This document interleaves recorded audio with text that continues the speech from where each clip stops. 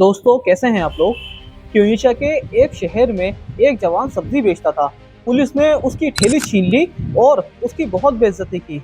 इस बेइज्जती और मायूसियत की वजह से उसने खुद को आग के हवाले कर दिया। उसने अपनी जान दे दी लेकिन दुनिया की आंखें खोल दी। उस वक्त किसी ने नहीं सोचा था कि ये एक मौत पूरी अरब दुनिया का नक्शा बदल देगी और सीरिया इस इनकलाब का सबसे खूनी बैटलफील्ड बनेगा। दोस्तों ये क्या कहानी थी और सीरिया बैटलफील्ड कैसे बना और उसमें इनकलाब कैसे आया, ये सब हम आपको अपनी इस कहानी में बताने जा रहे हैं। अगर आपने हमारे चैनल को सब्सक्राइब नहीं किया है तो जल्दी से सब्सक्राइब कर लें और बेल आइकन के बटन को दबाना ना भूलें।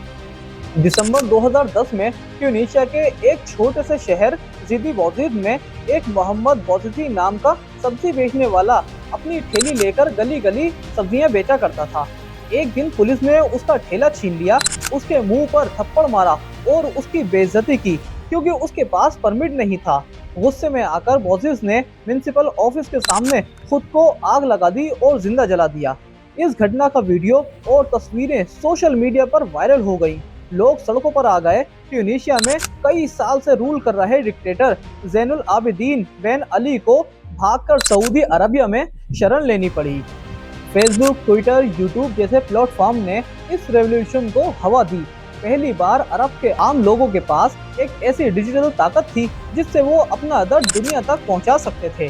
ट्यूनीशिया में अगर डिक्टेटर गिर सकता था तो हमारे मुल्क में क्यों नहीं, ये सोच हर अरब शहर में फैल गई और इसका रिजल्ट भी निकला।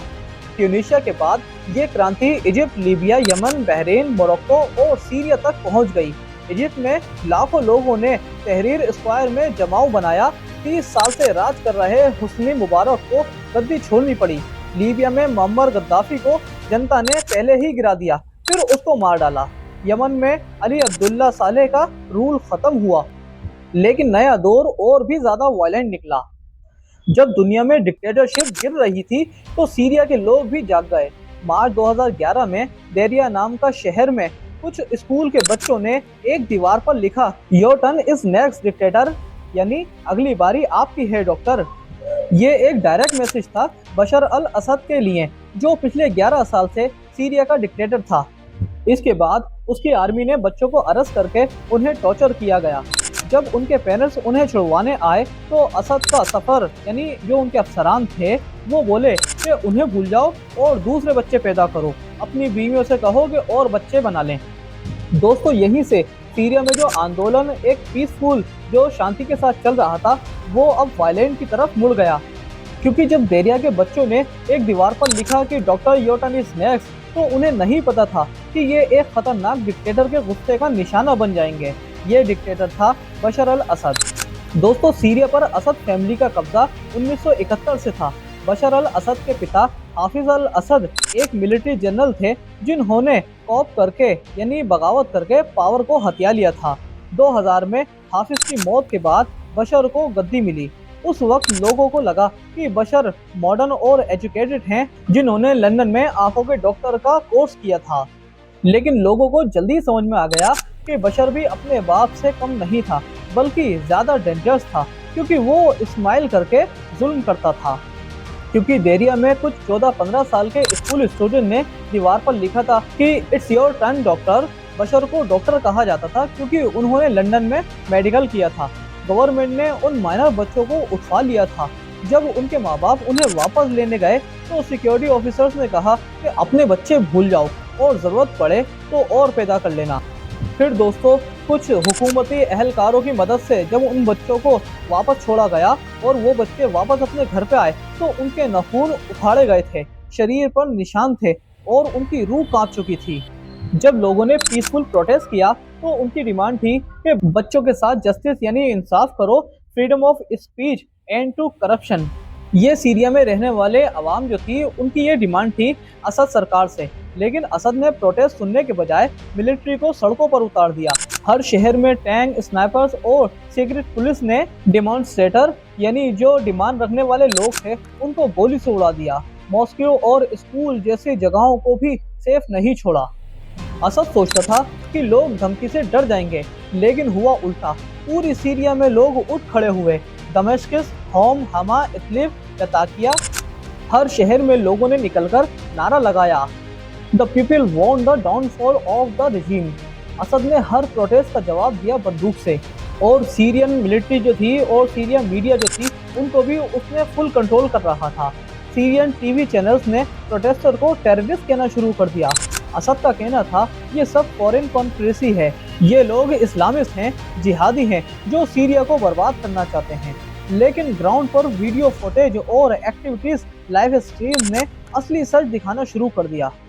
दोस्तों, असद ने शायद सोचा था कि वो अपने बाप की तरह लोगों को दबा लेगा, लेकिन ये नया सीरिया था जहां लोगों ने मौत से लड़ने का फैसला कर लिया था।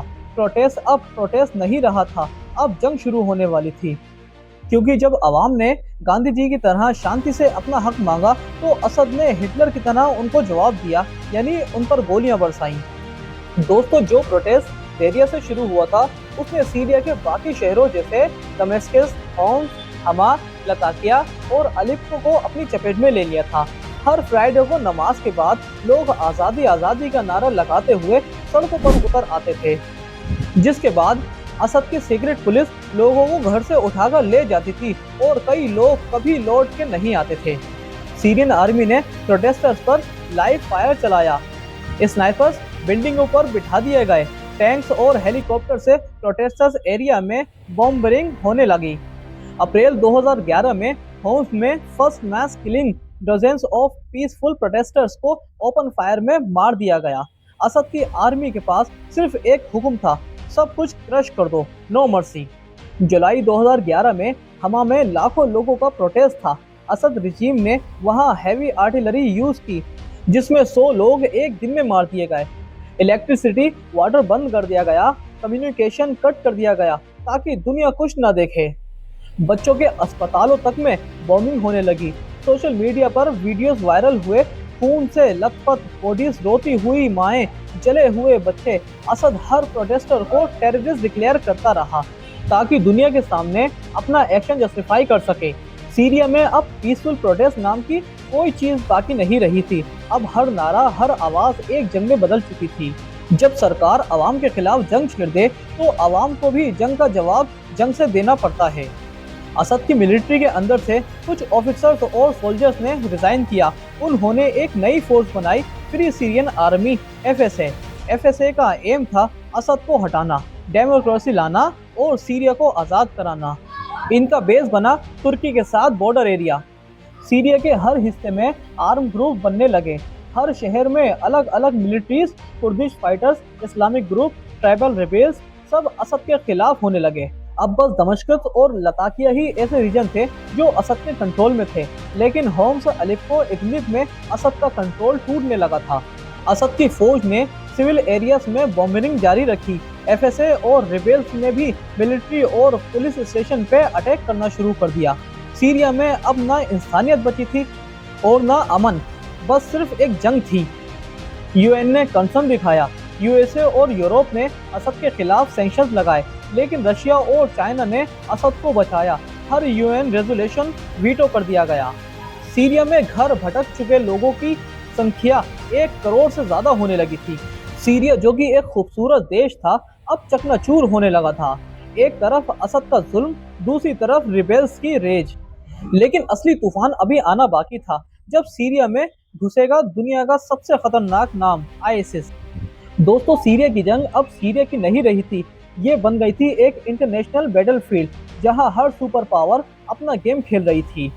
अगस्त 2013 में घोटा दमिश्क के जो करीब में था, असद ने केमिकल गैस का यूज किया और 1400 से ज्यादा लोग, मोस्टली औरतें और बच्चे, इस हमले में मारे गए। पूरी दुनिया हिल गई। US ने कहा chemical weapon are a red line.